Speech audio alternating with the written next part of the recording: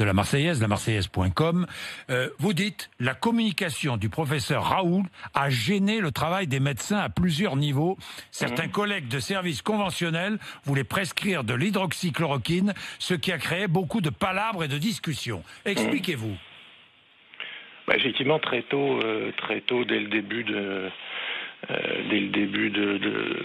l'arrivée des patients et de la communication de l'équipe de l'IHU avec les fameux travaux sur l'hydroxychloroquine, certains confrères des secteurs conventionnels, pas trop l'AREA, parce que nous on était assez tous sur la même ligne, ont souhaité et ont fait de la demande aux infectiologues et aux pharmaciens de pouvoir prescrire ces traitements-là, oui.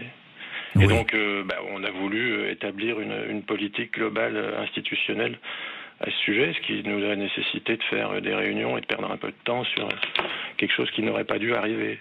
Qui n'aurait pas dû arriver, c'est-à-dire, docteur Barrault ?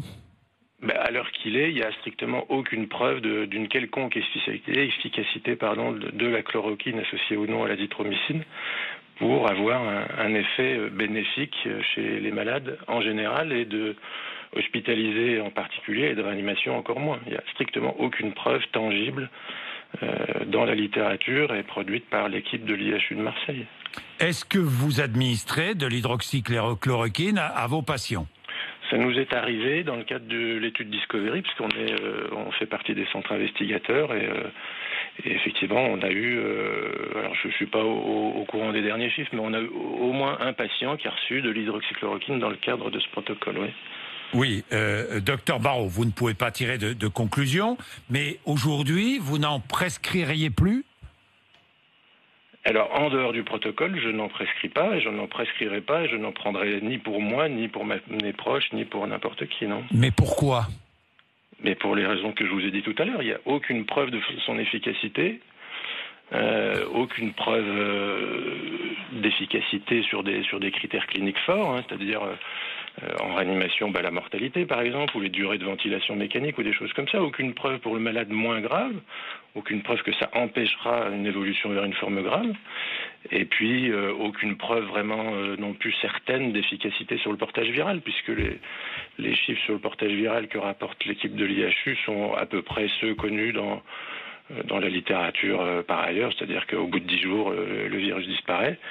Et puis il y a une équipe parisienne qui a montré que cette potion-là ne réduisait pas le portage viral. Donc il n'y a aucune raison de le donner. Et puis vous avez dû voir passer les alertes du centre de pharmacovigilance d'Aquitaine et puis de la NSM sur une cinquantaine d'accidents graves cardiaques qui sont survenus dans le cadre d'une prise de ces médicaments-là. Est-ce du populisme médical ?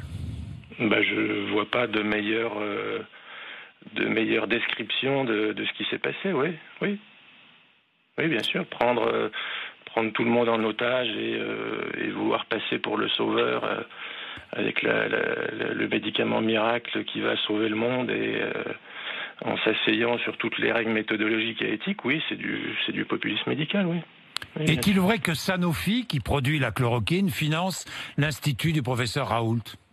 Alors Sanofi, c'est parfaitement accessible, c'est des informations qui sont parfaitement accessibles sur le site de l'IHU. Il y a un onglet IHU partenaire et vous verrez que figure le nom de Sanofi, et puis vous verrez aussi que dans l'organigramme de cet IHU figure le nom de Philippe Douste-Blazy, oui, donc tout ça c'est pas le témoignage de l'équipe, on va dire, de petit village gaulois qui va à l'encontre du système, et non, ils sont parfaitement dans le système, oui.